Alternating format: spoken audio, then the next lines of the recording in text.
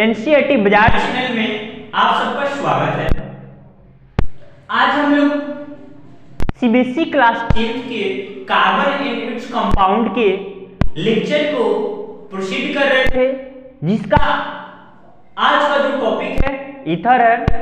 Ether ROR से indicate किया जाता है और जो R एंड R डैश होता है एक कार्बन चेन होता है। जो कार्बन चेन होता है वो अल्काइल ग्रुप मेनली प्रेजेंट करता है या शो करता है। तो इसको एग्जांपल के थ्रू देखते हैं कि इसका कॉमन नेम कैसे लिखते हैं। एक एग्जांपल लेते हैं हम CH3O CH3। अब हम लोग जानते हैं मीथेन, जिसका फॉर्मूला होता है CH4। अब CH4 से एक हाइड्रोजन को रिमूव कर देते हैं यानी हटा देते हैं तो CH3 मिलता है।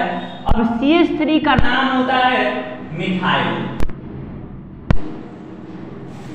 मीथेन CH4 होता है, इसमें से एक हाइड्रोजन रिलीज कर देते हैं, हटा देते हैं तो CH3 मिलता है और जो CH3 का नाम होता है मिथाइल होता है। अब इसी ग्रुप को अल्काइल ग्रुप के नाम से जाना जाता है। तो यहाँ पे हम देख रहे हैं ACH3 है और ACH3 है, तो ये मिथाइल हो गया और ये भी मिथाइल हो गया। इसका कॉमन नेम लिखे, कॉमन नेम इसका लिखना चाह रहे हैं तो यहाँ पे दो मिथाइल है, इसका नाम दो मिथाइल के लिए डाई यूज करते हैं, तीन मिथाइल के लिए ट्राई यूज करते हैं, चार के लिए टेट्रा यूज करते हैं, पांच के लिए पेंटा यूज करते हैं। ऐसे कंटिन्यूअस चलते जाता है। तो यहाँ पे दो मिथाइल है तो हम लोग इसका कॉमन नेम लिखेंगे डाई मिथाइल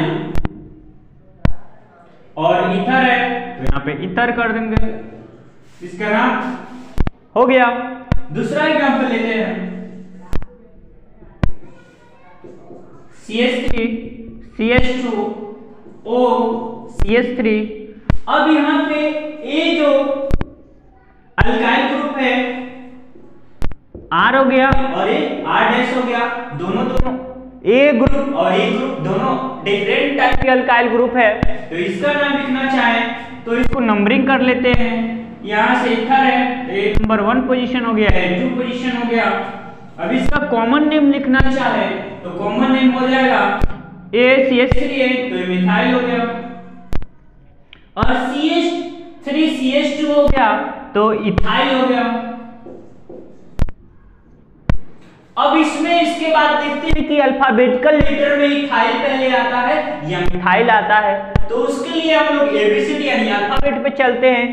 अल्फाबेट में E पहले आता है या M पहले आता है तो इसके पहले वाले अक्षर को हम लोग देखते हैं। जब पहले वाला अक्षर सेम होता है तो फिर दूसरे वाले अक्षर को देखते हैं। तो पहले वाला ही अक्षर डिफरेंट है, इसमें E है और इसमें M है। तो पहले ABCD में E आता है, उसके बाद M आता है। तो इसका नाम लिखना चाहे हम लोग तो ये हो जाएगा इथाइल, मिथाइल, ईथर है तो यहाँ पे ईथर लिख दिए। इस तरह हम लोग कॉमन नेम ईथर का लिख सकते हैं। अब बात आती है IPAC की कि IPAC इसका नेमिंग कैसे किया जाता है, तो उसको भी हम लोग भी कंटिन्यू करते हैं।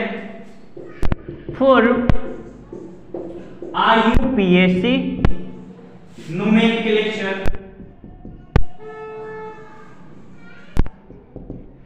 IPAC नोमेनक्लेचर में ए अल्कोक्सी अल्केन के नाम से जाना जाता है। अल्कोक्सी अल्केन यानी जो ईथर है अल्केन के साथ रिलेट करके कंपाउंड का फॉर्मेशन किए जाता है, उसी अल्कोक्सी अल्केन के नाम से जाना जाता है। अब अल्कोक्सी होता क्या है? अल्कोक्सी AOR होता है यानी यार कार्बन चेन हो गया और वो ईथर को इंडिकेट कर रहा है। तो इसका एग्जांपल के थ्रू हम लोग IPAC नेम करते हैं। कैसे होता है अब यहाँ पे देखते हैं, एग्जांपल लिख लेते हैं। कोई एग्जांपल ले लिए CH3 CH2 CH2O CH3। अब इसमें देखते हैं कि ईथर ग्रुप कार्बन चेन के किधर से नजदीक पड़ता है, उधर से काउंट करना स्टार्ट करते हैं। तो सबसे पहले हम लोग देख रहे हैं इसमें OR है, तो OR को साइड कर लेंगे, OCH3, तो यहां से कार्बन का नंबरिंग करना स्टार्ट कर देंगे, 1 2 3 हो गया। अब OCH3 हो गया। अब OCH3 को हम लोग मेथॉक्सी बोलते हैं, मेथॉक्सी हो गया। अब देखिए ये कितने कार्बन पे, ये जो CH2 कार्बन नंबर 1 है, इसमें OCH3 जुड़ा हुआ है, तो इसका नाम लिखना चाहे। अब हम लोग जानते हैं कार्बन 1 2 3 कार्बन आता है तो उसे प्रोपेन के नाम से जानते हैं। तब इसका पूरा नाम लिखना चाहे, IUPAC नाम इसका लिखना चाहे, तो इसका 1 पे है तो 1 मेथॉक्सी, ये मेथॉक्सी हो गया। आगे है 1 2 3 कार्बन है, तो 3 कार्बन को हम लोग प्रोपेन बोलते हैं, तो यहाँ पे प्रोपेन लिख दिए। तो ये मेरा इसका IUPAC नेम हो गया, 1 मेथॉक्सी प्रोपेन। दूसरा एग्जांपल लेते हैं हम लोग, कोई दूसरा एग्जांपल के अकॉर्डिंग चलते हैं। CH3 CH2, यहां से CH2 O, नहीं तो यहां से एक और बड़ा चेन बना लेते हैं, CH2 O CH3। अब यहां पे हो गया CH2, कोई और चेन जोड़ना चाहेंगे तो यहाँ पे CH3 कर लेंगे, यहाँ पे कर लेंगे हम CH3 हो गया, यहाँ पे CH2 कर लेते हैं और यहाँ पे CH3 कर लेते हैं।